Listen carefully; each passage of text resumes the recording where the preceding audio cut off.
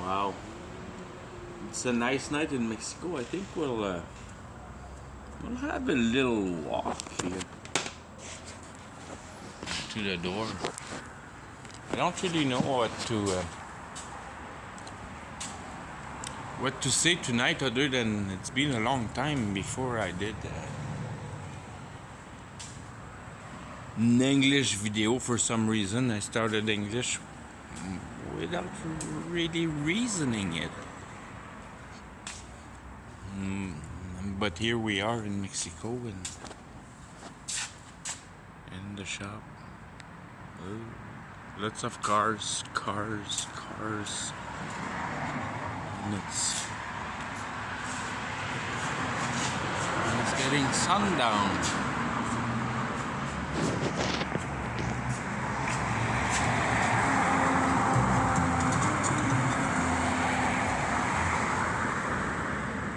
Noisy Mexico.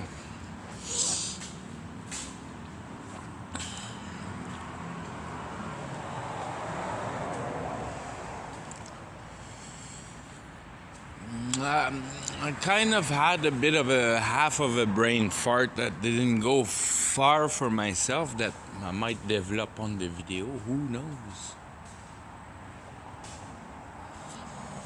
But it's kind of trying to present the measure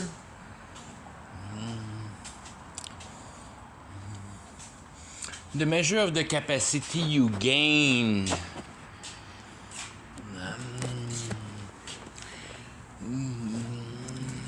for some kind of false demarcation of the chance you have. Because if you go according to the book, it's not a chance you have. It's a story that's written, you being one part of the kind of character that goes through that story, and then you do with it. You're a saint, and there's not many saints.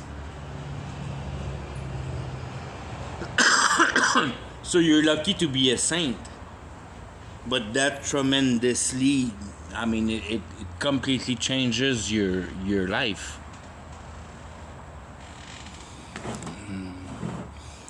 In the core manner, or the essentialistic ideology,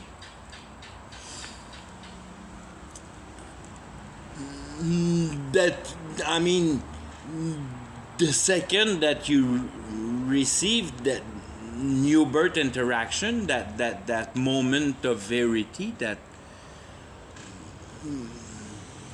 comprehension of truth, you know that nobody else has it. Because if somebody else would have had it at already the point you are in your experience, after much before a minute, once you get out of that new birth effect that lasts about 3 seconds, you already know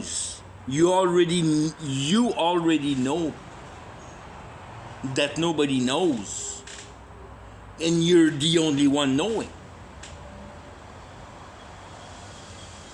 And then it's like an absolute projection into the realm that is due to you.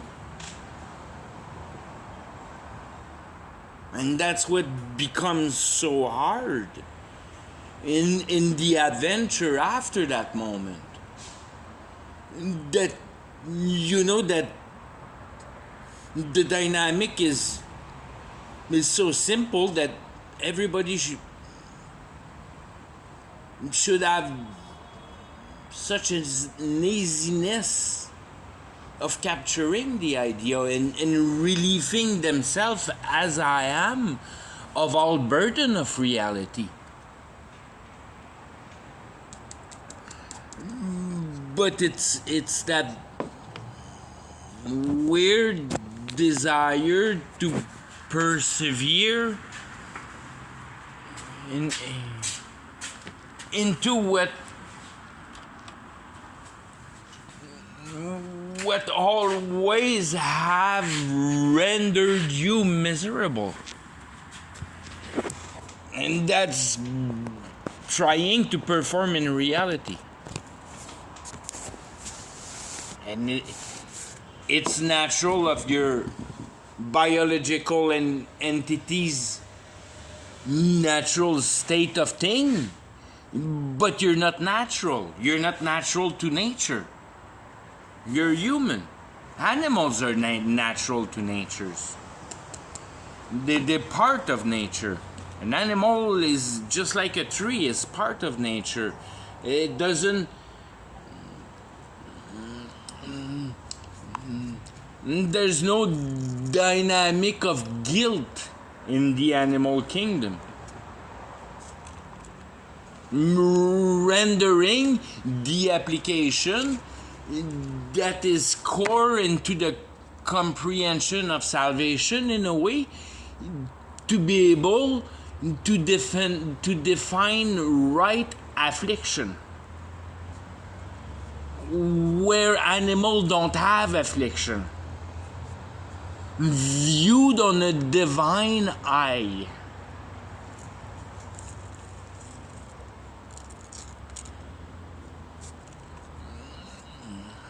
And that's such a simple concept that separates you right away into, like, that's a frank line in between the divinity and the natural realm.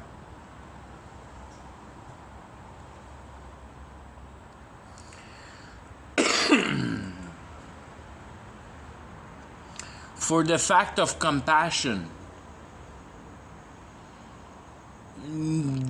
that if you look human and you look animal, it's like there's one lion aware to the pack, and the whole pack run crazy going away from that lion. And as soon as that lion grab one member of the pack, then the pack appeases himself and start eating again, because now they know that the lion's busy, and return back to peace because one fucker got eaten. And as long as he's getting eaten, then the lion around doesn't bother us anymore. Life returns to normal. And that's not normal for a human. We have compassion. We feel all weird when we see all those things. But you look at all their friends deer, they don't feel bothered other than being at peace because they didn't got eaten. It's another one that did, so they fuck it. Not me, I'm happy. And it's as simple as that. And we don't comprehend that because we're divine and we have compassion and we're not animals. And we cut those things differently into nature. And when we see a kill, we feel bad about it. But then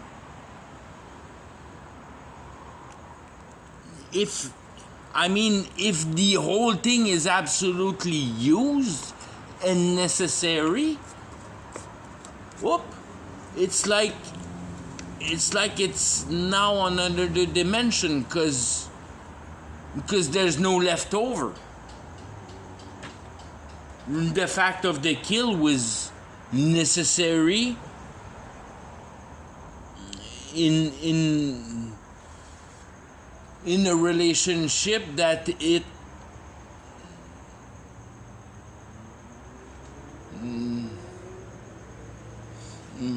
It provides a lack from another. It provides a lack from another. It's a bit of a tough one to get, but the pop that I have right away is that God was laughing at Adam and Eve when he saw them coming out with their pieces of leaf to hide their peepees. And they said, no, that's not really the way it's efficient to be going. You're gonna have to kill and feel that kind of guilt of taking the life on another one that still resides in you, but at least to fulfill a basic need. And he gave them coats of furs. And God showed them how to dress themselves. That now you're screwed. You're out of paradise, and now you have to put a suit on because you have discovered consciousness. That's all there is to it. You're kind of conscious of your weakness.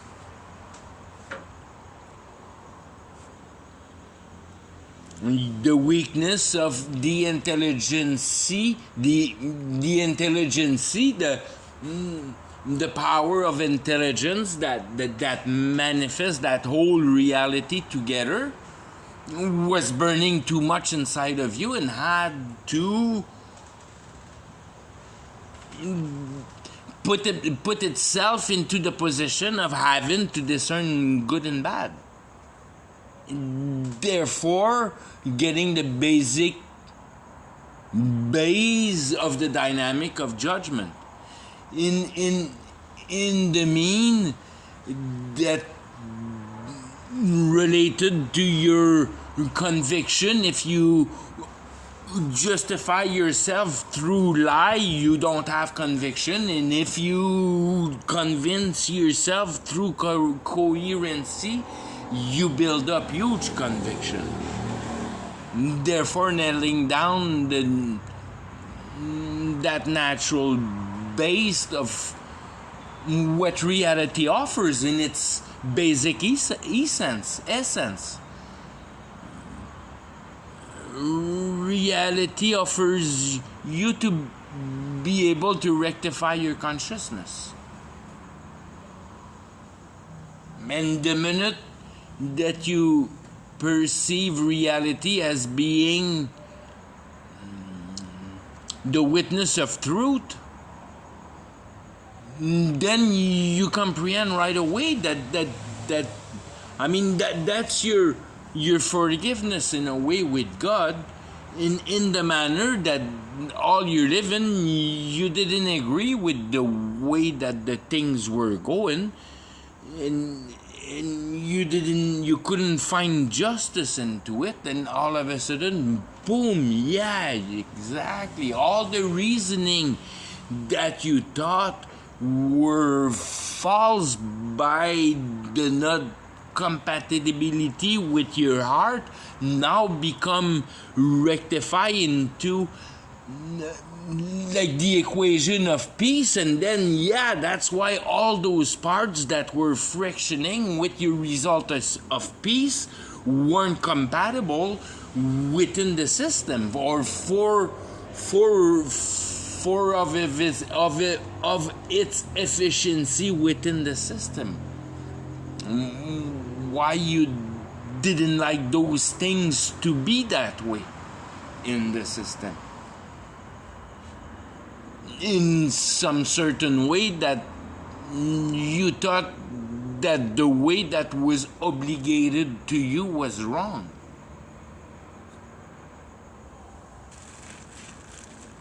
And that's in the bottom of, it's like the basic of, it's like discovering that in the real fact it's, and then you discover it through the Bible, but that it's the bad idea that has installed that system to be followed.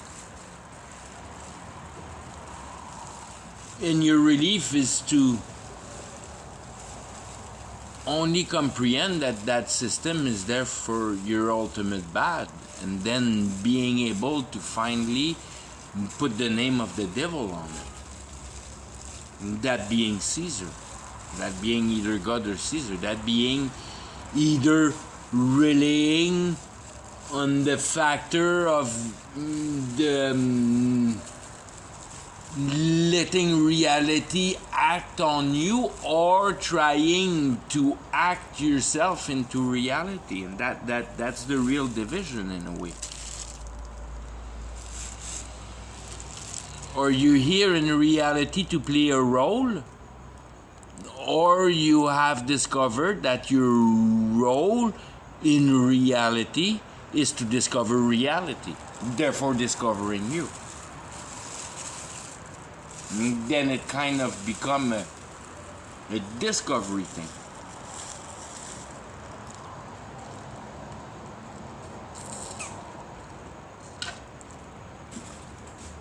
Giving birth of the ideology of using reality only in a manner to be regarded. You only read the book. Reality is only a book.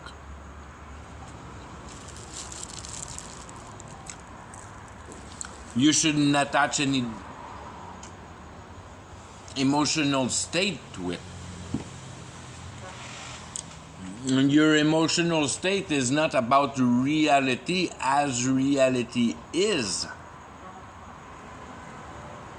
But your emotional state should be founded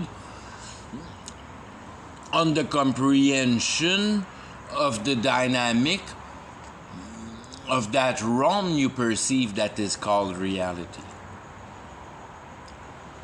Reading the book.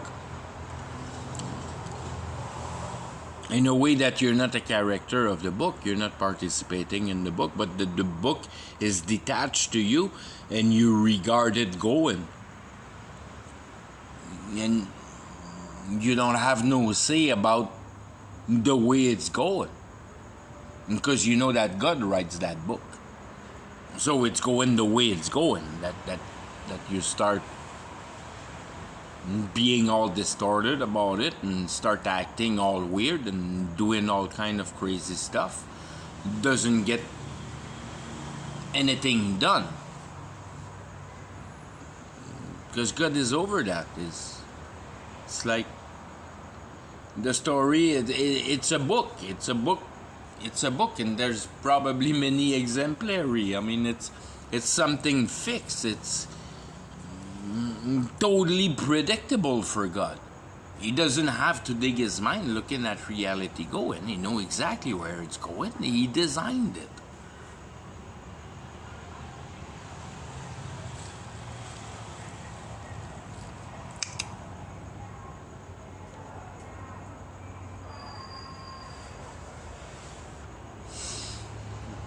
It's his toy. It's his device.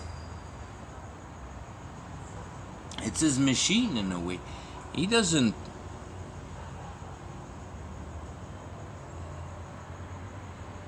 I mean, not that. If you look it in a way or another, you have the machine, and what he gives to the devil is the slack of the distortion we perceive. So it's the equation of this synthesization, the modifying Mother Nature, if you will, devising, creating, inventing, fucking around with the perfect equation, augmenting it.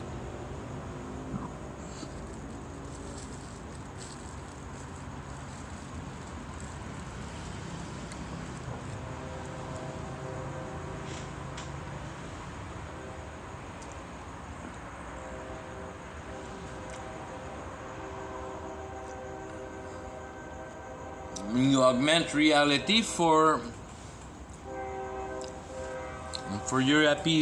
your moral appeasement.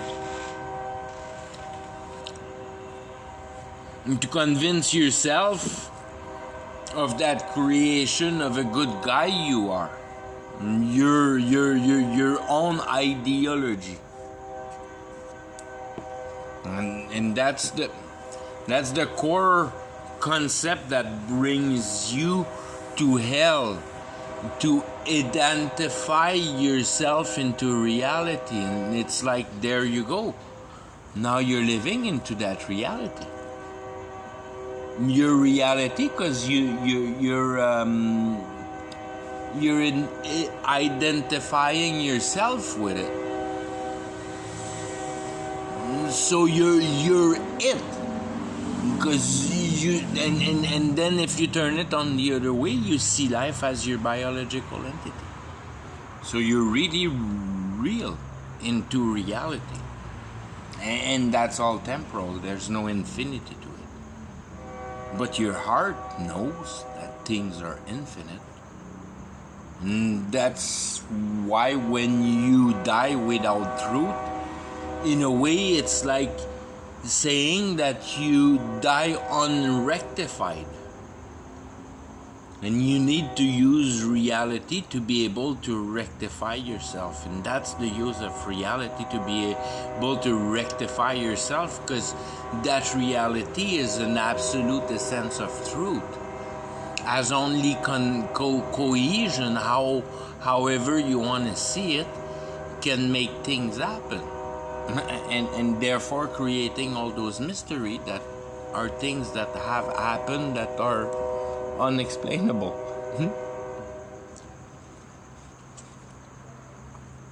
Therefore an ability to be able to perceive of more powers.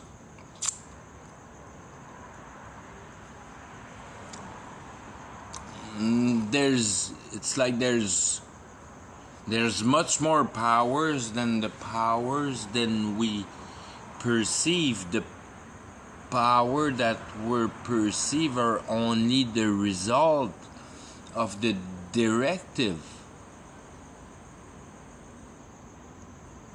or the program of that transformation. The reasoning of why we're doing those things the way we're doing.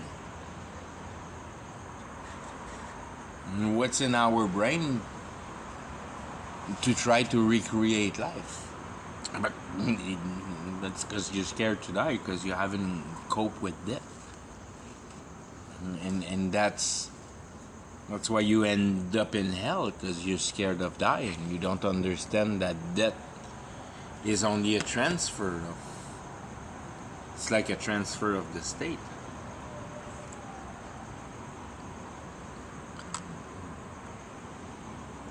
Death doesn't, in reality, death doesn't really exist. You would have advantage to start perceiving death as disconnection with reality.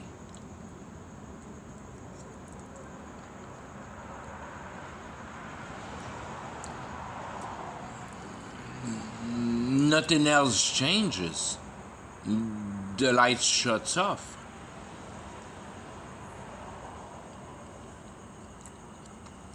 And what you really are leaving with is the position of your heart towards reality. How have you perceived reality? That gives a moral equation.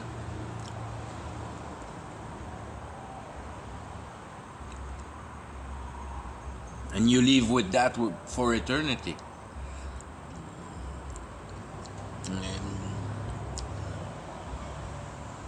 It's very much the justice of God.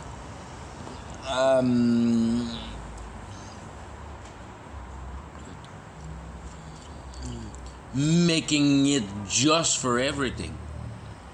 That in a way, everything you ask for will be given to you. In the manner that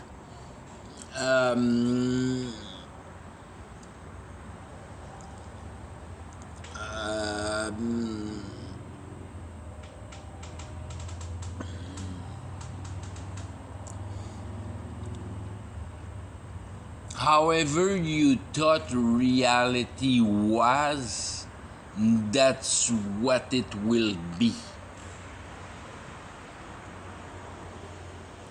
Representing the mental effort that you have exercised towards the comprehension of your heart. And what your heart demands and you don't really even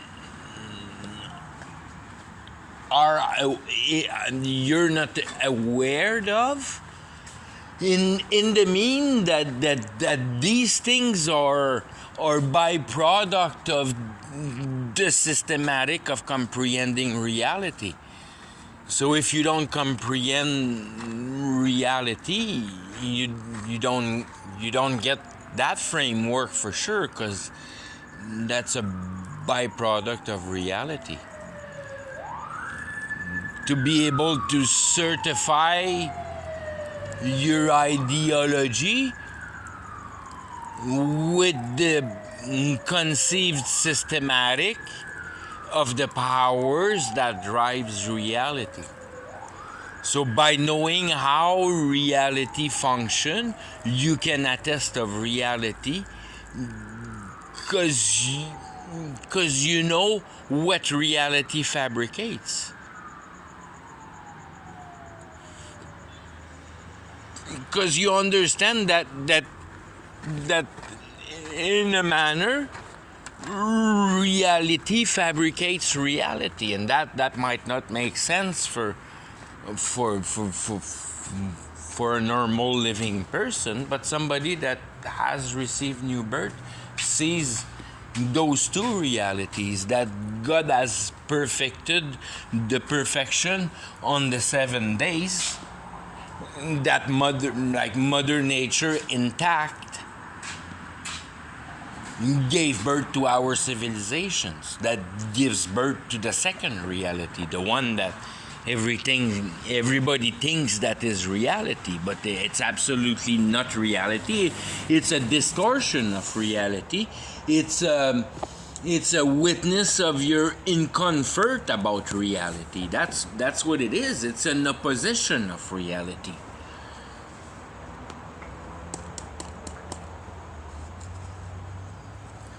So that's where you kind of perceive it and develop the power, because that's the power that you really want to kind of be able to crystallize, is the ability to render reality into spiritual principles, and really nailing down the reasoning of the action.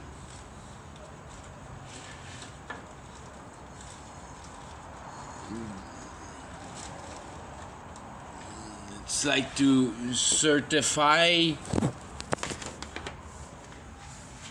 why things are done. And it's fairly easy when you have the basic ideology and knowledge that the spiritual realm want to use our power and abilities at fucking around with material to a point that it can create a machine to realize life, to transfer the spiritual realm, or make a bridge from the spiritual realm into reality.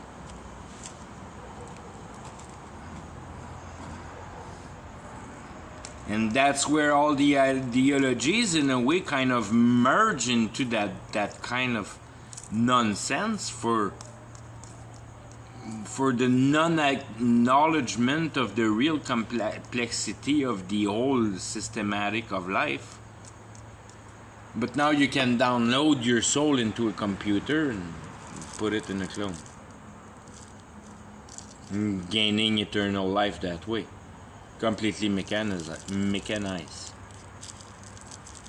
Not counting that you can progress yourself in between the steps. Why would you not become better at that point if you're into that tune ability to be able to inject your consciousness into a clone? What gets me away from having a bodybuilder body right off the bat?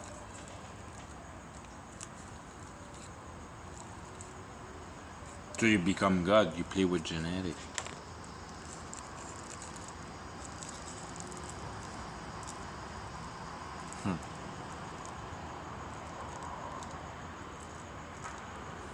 Yeah. You play with genetic and you play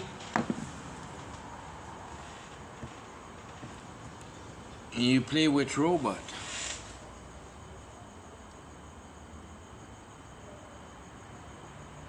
And then you mix the two. Hey,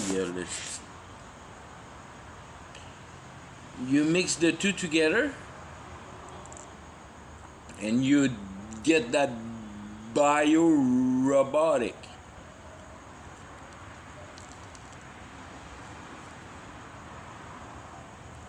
But into a nanoscale. That within the realm of possibility of frequency, they can put together in a certain order fine particles that are designed but so fine that they go right through your whole body, through anything that you could ingest, through your eyes, your nose, your mouth, your everything. Such a fine powder, and then it gets assembled as Lego block inside of you, building things.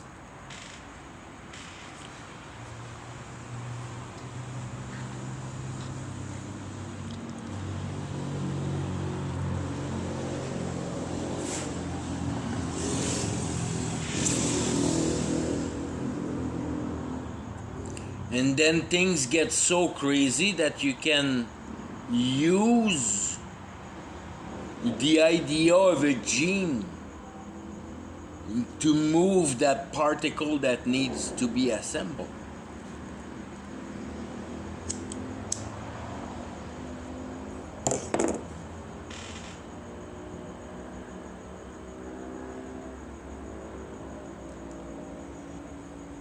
So your little robot becomes programmed by the DNA.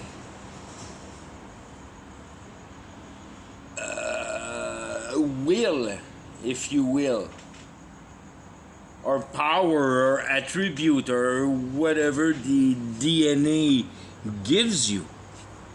Out of the DNA, you create whatever you want. It's the core base of everything.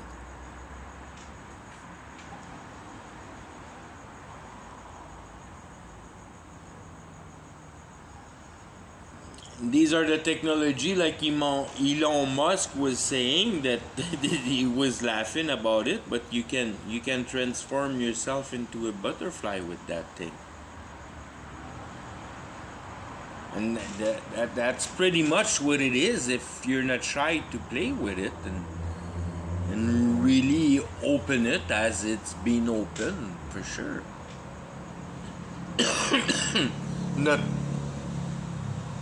Not socialized, that's all.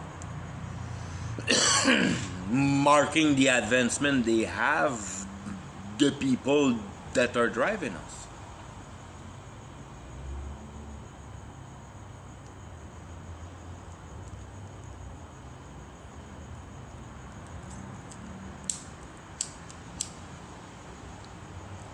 That no matter how you have treated your body, you have those particles inside of you that are trying to assemble themselves with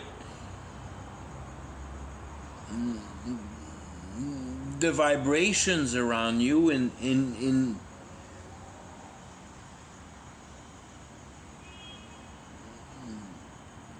a way,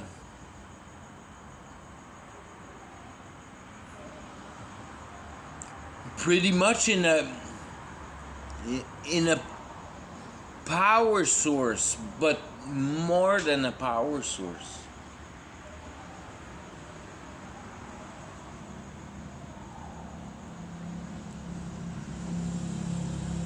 Because on one way it powers, the energy that is needed to move those things around.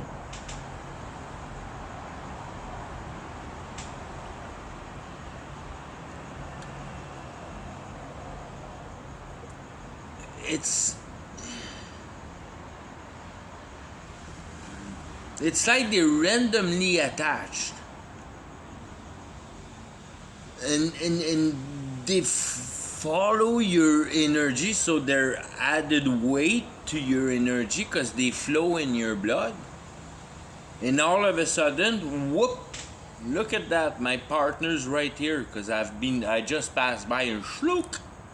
It attached to each other by random chance, by the fluidity of your fluid that are moving all those things within you.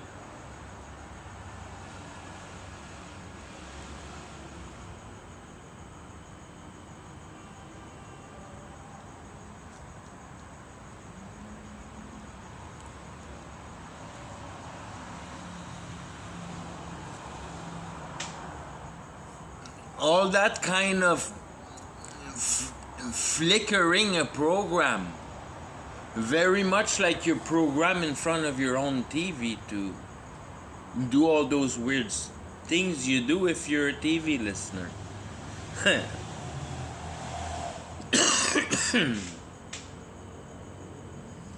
And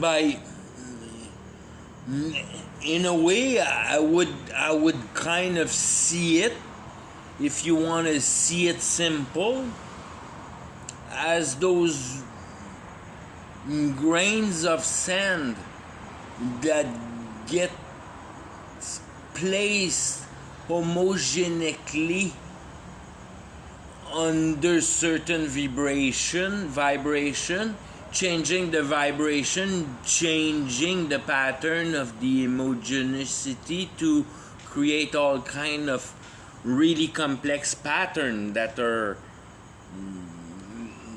perfectly symmetrical.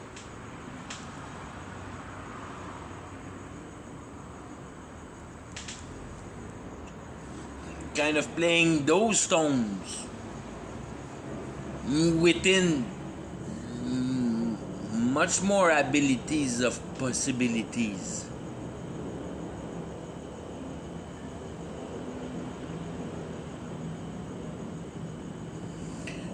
Bringing the biblical essence in a way of the power of the water for the separation.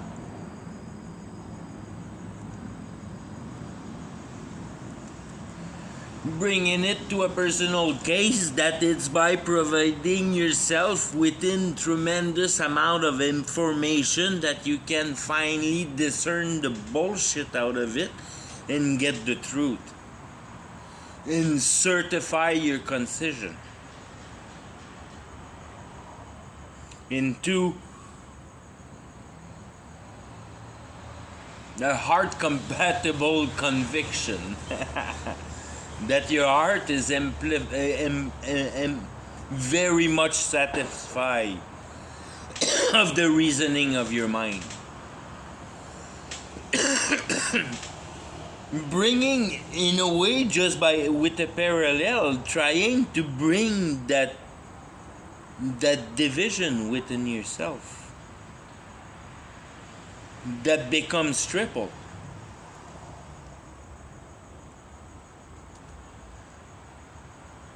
That on one part you have the dry aspect of your life of concising and making sense of things, to put your heart in a respectable position. So to accept reality.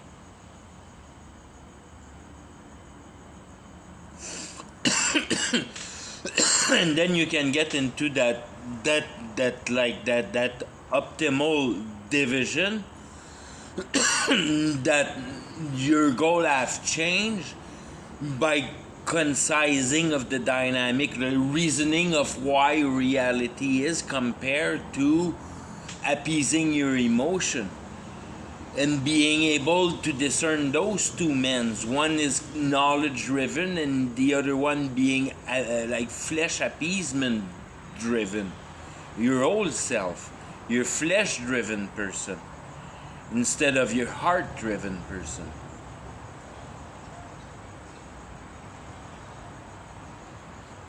And in that you have your two different kind of heart driven person, one that is delighting in knowing much about truth, and the other one is delighted about covering his emotional state.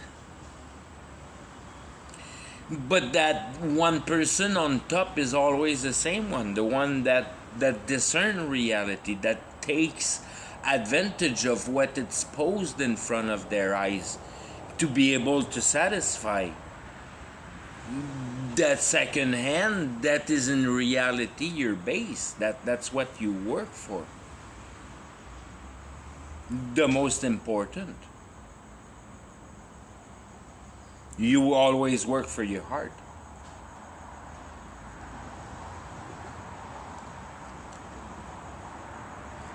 And that in theology it becomes the basic law that's what your God is what gets you along to keep on keeping on.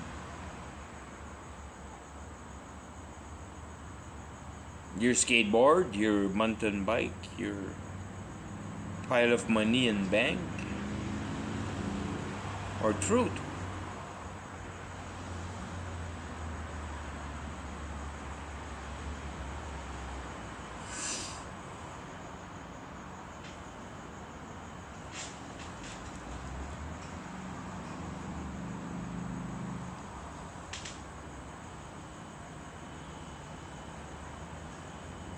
And when you get truth, you get conviction, however you want to perceive it. In whatever experience of life you experience.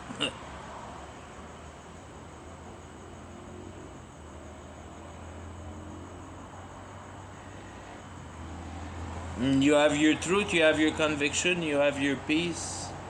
It's all there in your face. It's just not applied at the right level. It's applied on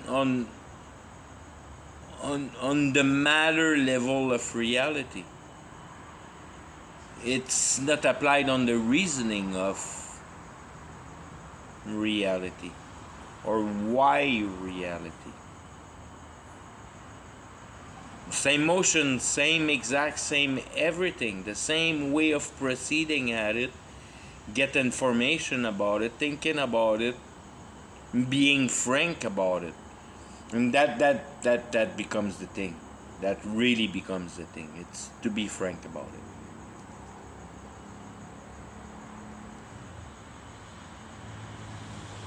it. That there's no show of strength, incapacities, or anything like that. It's very much an opening of the mind into listening. It's for you to pose and exercise nothing, and to let things get in, and if you will breach your own wall, get to the essence of it,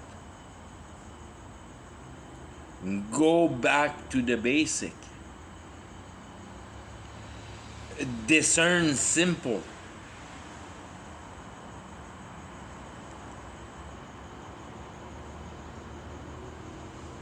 and keep simple into that realm of concision that you want to think reducing to get complexity generalized, to capture ideas of grandeurs.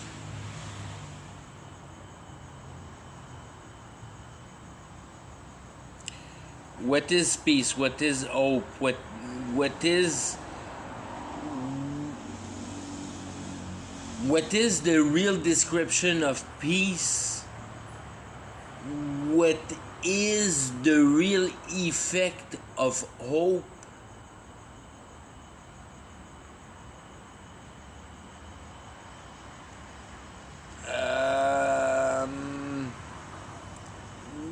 What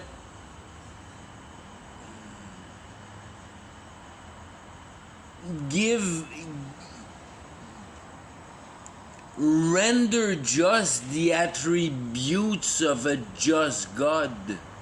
Find the attributes of God, then justify them in a just manner.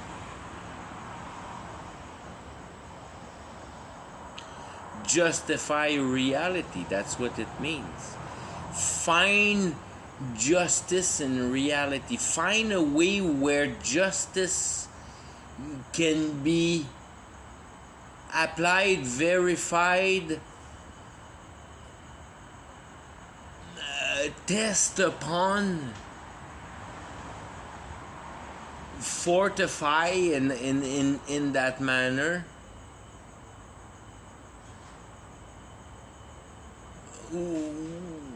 Within its own devising, by knowing how to use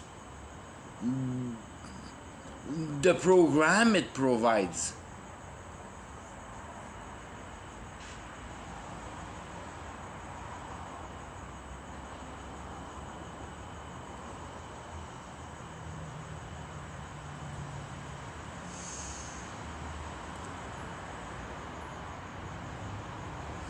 Then maybe I finish with that. That's where you understand the justice of the Bible for the ability of being able to put those concepts into an absolute justice where it provides you no power but the one that is natural by the ability of the naturality of the divinity, which is intelligence, being able to provide conviction by a righteous discernment.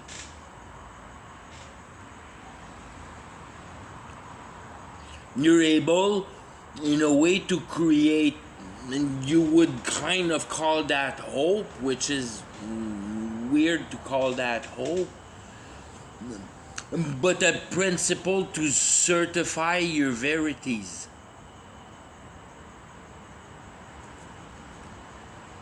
Your verities being this morally justify dynamic of observables dynamics that are impregnated into reality. Rendering reality within its material substance, so being the earth and the universe, a tape recorder of your own time into life, into your time passing by that reality.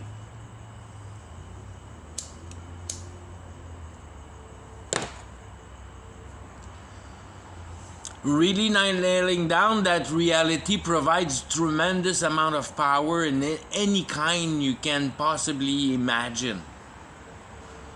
That if you don't understand the power out of reality, it's because of the wars of the civilization in the past that have you cut right back down to the discerning of matter, which is the basics place where soul reside.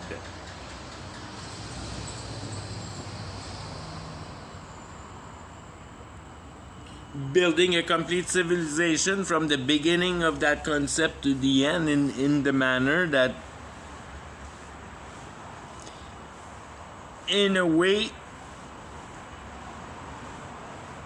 since the beginning of the industrial era, the end of the Victorian era,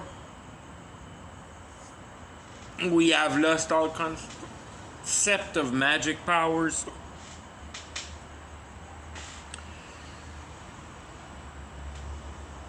With those, I mean, the Victorian era were aware of those powers.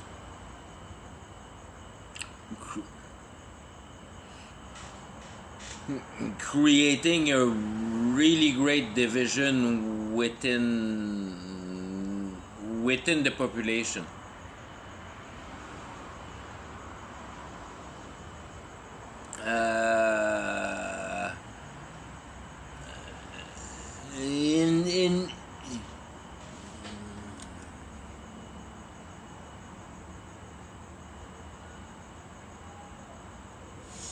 In the facility of holding the institution, especially based on the back of the accordancy and the long-term vision of the Jesuit, as a base instance.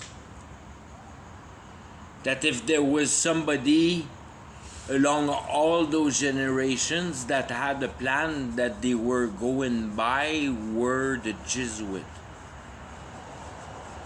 that are a patronage of many arms, many arms. The Jesuits are a huge base. They hold the Masons, they hold the Pope, they hold the universal politics, they hold everything.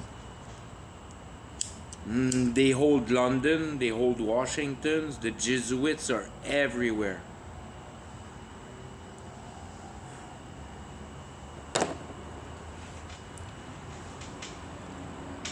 The Jesuits are the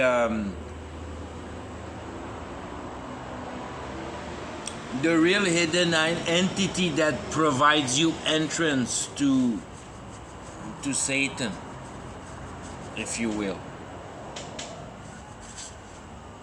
Yale is Jesuit, and all those huge universities, and everything is Jesuit.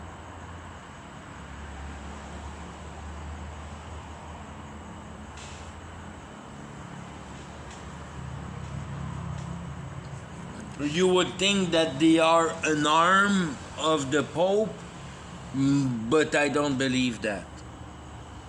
Because the Pope would never have any power without the Jesuit. It's like,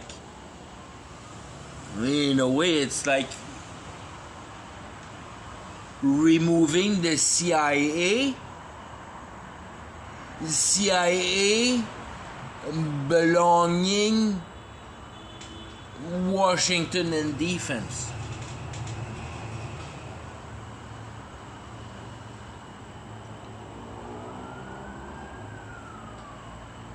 The CIA drives Washington and defense. So your intelligence drive the finance and the old system and defense.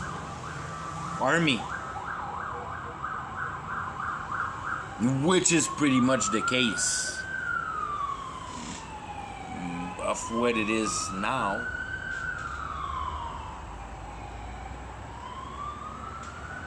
And you have that little arms that stick out somewhere, that Zion, that helps defense to fucking make it things going, and little branches that Zion, the Zionist movement.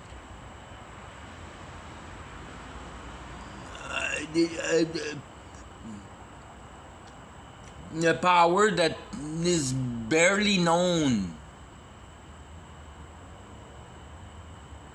because of its tremendousity, because it's so big, and people are not able to wrap their head around it. And that's a micro arm.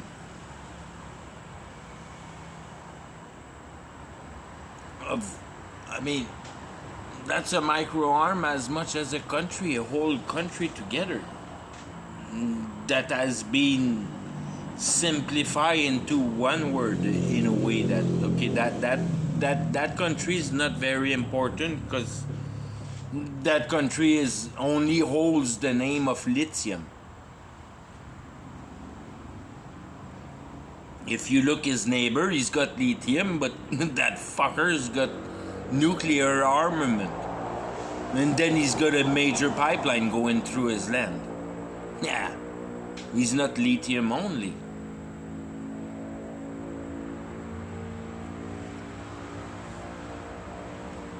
And playing the old word like that on piles of name and mixing the name for at the point we are now, an averaging of the whole world, reducing the power and augmenting the weakness, rendering everybody on the same stage.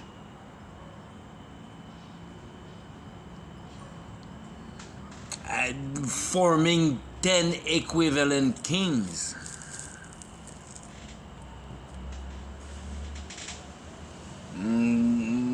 That are purely eschatological, described in a way, but are really formed within the 10 geopolitical, already designed and signed and maneuvered under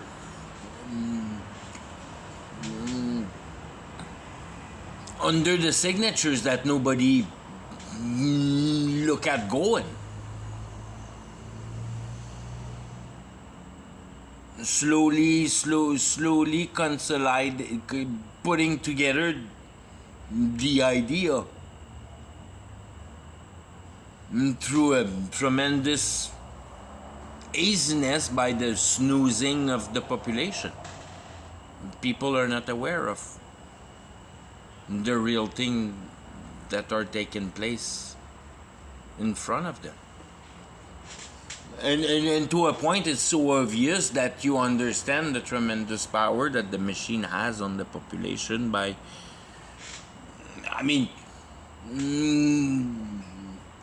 forcing them into that non-naturalities of being your freaking 7 days, 5 working, 2 off, working like a slave in the establishment all your best days. That's like, you have to be brainwashed to be able to accept that for long term.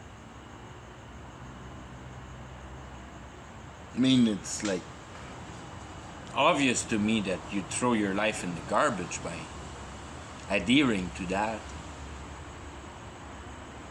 Reality is to be experienced. If you throw yourself in the burden and into giving your best days into your work, you got to think about you a little bit. A little bit much. Because if you think about it, the carrots are growing in the garden. What do you really need? It's all there. it's your idea that you have to go through the system, but that's not the way it's being conceived to be followed. You're supposed to eat out of nature. Organizing yourself into that base, and that's why city have been invented, so to cut you off from those basic, and that's why the one that are providing for those basic are starving today, because they don't want those people anymore. They want to control food. So all farmers are miserable because they don't make money. And the way they have to treat their crop often don't agree with their heart. They know what's up.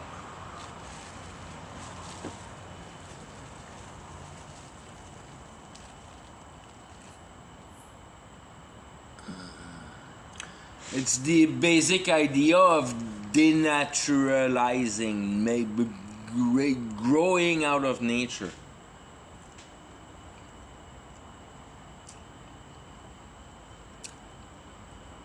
And if you get a person to grow out of her own personal nature, you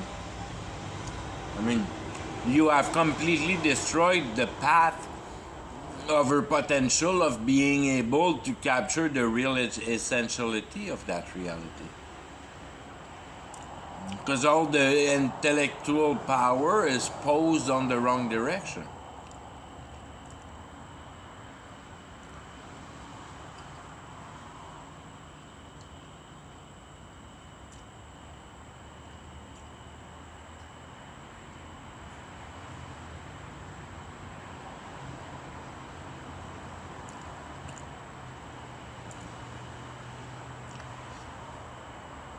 If the power I get into my establishment of peace is due to the ability of perceiving the message that is written in the Bible, which complexify into a state of being able to comprehend the process of the future by its regularity of conceiving itself according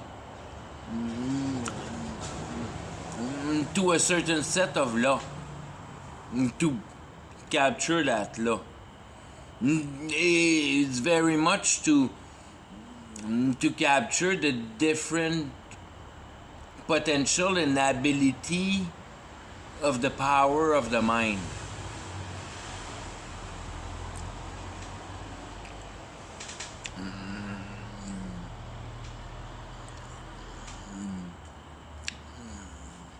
In the performance of creating emotion or destroying them.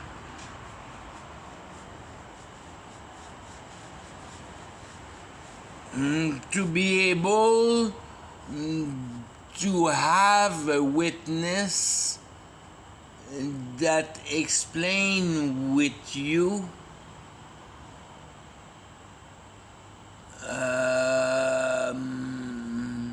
that effectiveness of conviction, that complete turn around of mind will, of instead of trying to justify himself with an ideology, is able to discard himself and only regard coherency and be in a state of mind to enable a favoritism of decision for an emotional position. that you only obtain real conviction that you know that you haven't fucked it up with your freaking stupid moral value that comes from your asshole. That you're convinced because the thing makes sense. And it's only logical and coherent.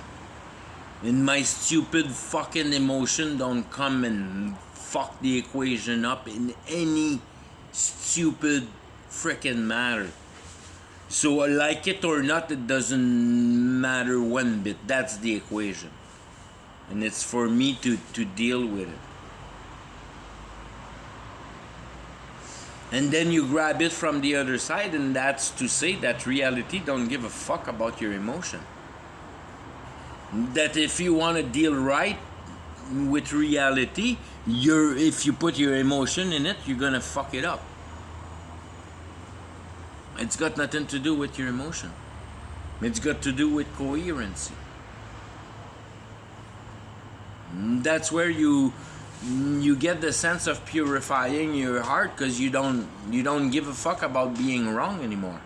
You totally enjoy being wrong, because if you find better solution, you retract error from yourself. So you're super happy to find yourself wrong, so you can correct yourself. Because as long as you're not wrong, you don't correct yourself. And then you start seeing that dimension of reality, which bring you into, you really want to contradict my religion into trying to empower yourself into somehow. No, dude. I try to find myself wrong so I can correct myself into what's coherent. My God is coherency. I'm enslaved by logic. I'm a slave of trying to comprehend. So, I'm pretty solid and confident with that. I feel good with that. I don't feel like I have to change anything into that equation until somebody prove me better satisfactory result than the power of a pure conviction. That you know that you haven't cheated with your emotion. And you know you haven't cheated it with your emotion because a long time ago you have lost all of your desire already. Making it part of the affirmness of your coherency.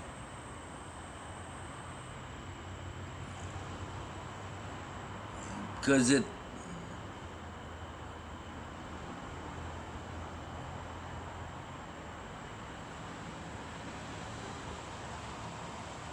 renders the equation of it renders or it puts into place the possibility of putting into the equation that morality. And that's being self.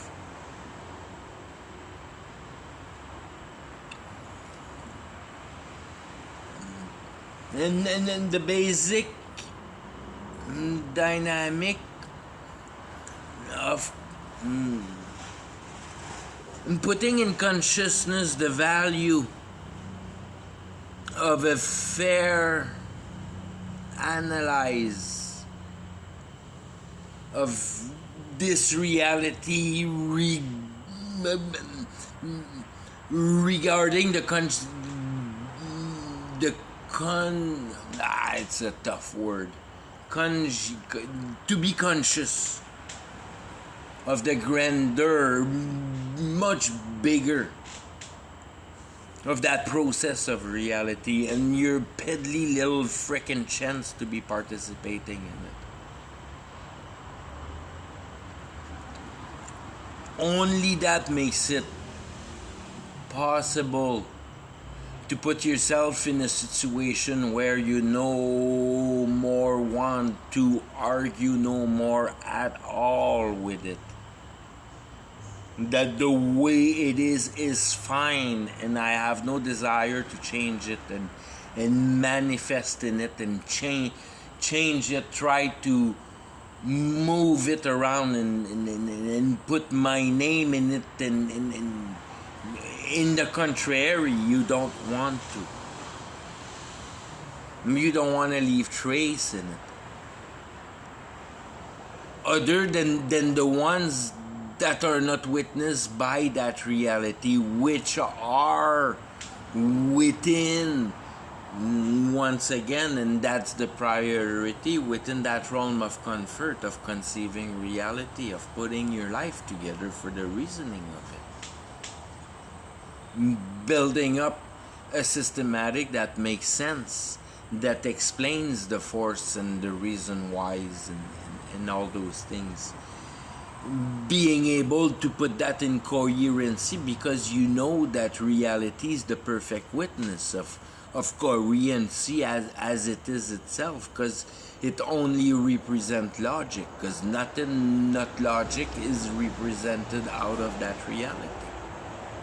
Reality is purely logic, is purely coherency. If the system don't hold, it cannot be produced in reality. And if it's produced, it won't fucking work like crap.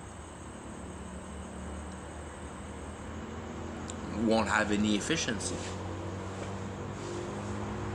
La La Land project. Anyways, I'll stop with that.